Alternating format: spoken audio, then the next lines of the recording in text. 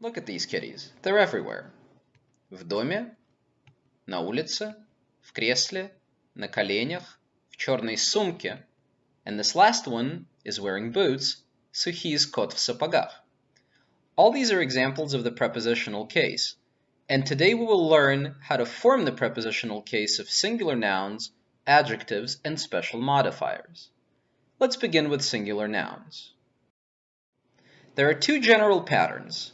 Pattern 1 applies to masculine nouns ending in a consonant or in a soft sign, feminine nouns ending in a or ya, and neuter nouns ending in o or ye, the latter sometimes preceded by a soft sign.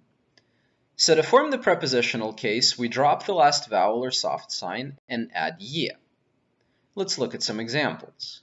Stol, на столе. Stavropol, which is a city in Russia, в Ставрополе. Сумка, в сумке. Платье, в платье. Pattern 2 applies to feminine nouns ending in iya or a soft sign, and to neuter nouns ending in iye. To form the prepositional case, we drop the last letter and add i. Лекция, на лекции.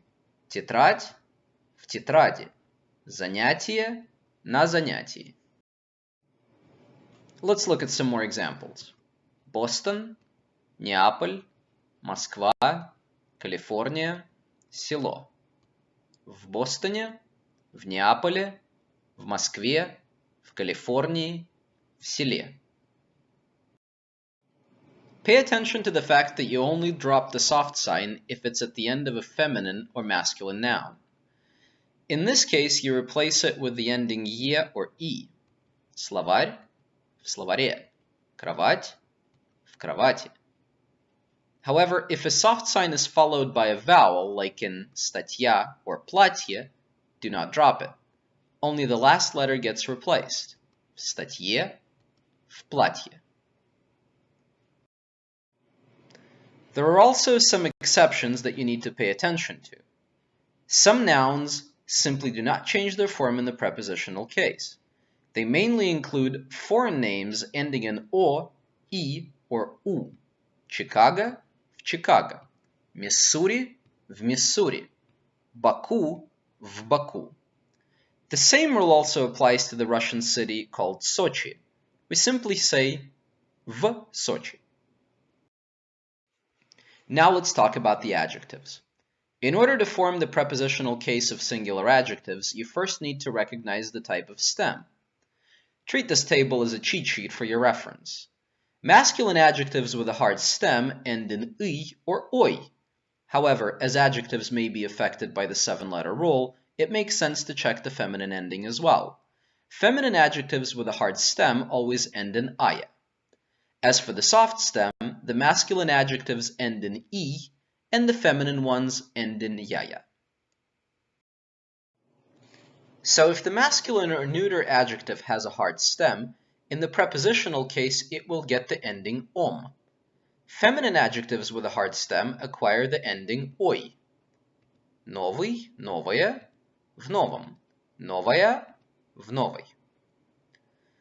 Masculine and neuter adjectives with a soft stem get the ending yem, while feminine adjectives with a soft stem end in ей. Синий or синяя, в синем. Синяя, в синей. However, you should not forget that the 5-letter rule might apply. The gist of the 5-letter rule is that in unstressed endings, after the letters sha, sha, zhe, che, and tse, you should write ye, not o. So in the adjective большой, the ending is stressed and nothing changes. However, the adjective хороший gets the ending ем, or хорошем.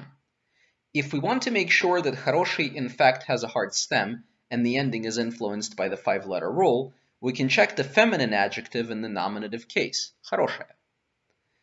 Here are a few more examples. Общее, общий, в общем, в общей. Горячее, горячий, в горячем, в горячей. Now let's talk about singular modifiers.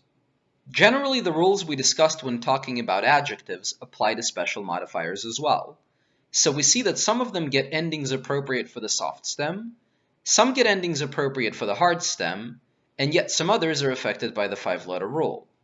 However, we discussed them separately because you need to pay attention to these 3 forms: в чьем, в моем, and в твоем. This isn't a typical adjectival ending, and you simply need to learn these forms by heart. Also pay attention to the word в одном. There is a fleeting vowel in it.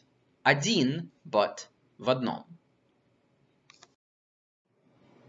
And finally, we need to discuss the question of agreement. In a case when we have a modifier, an adjective, and a noun, the modifier goes first, the adjective second, and the noun goes last. All 3 words need to agree in number. They should all be either plural or singular. If they are singular, they also need to agree in gender, feminine, masculine, or neuter, and both plural and singular nouns need to agree in case. So number, gender, and case are the 3 things we agree the noun phrase is in. Remember that nouns and adjectives with modifiers do not need to agree in the type of stem, and we get all the categories for agreement from the noun. Let's look at some examples.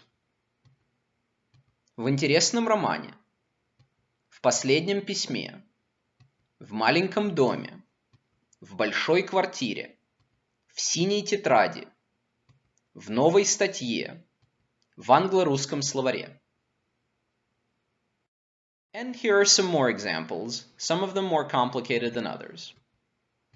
О нашем большом доме, об одном белом платье, об этой сложной проблеме, о моей новой шапке, о твоем синем плаще, о вашем черном пальто. Pay attention to the word пальто. This is an exception which does not change in number or case. And finally, let's look at a very long noun phrase. In the picture, последний русский царь Николай II. How would you say that you read a book about him? Я читал книгу о последнем русском царе Николае II.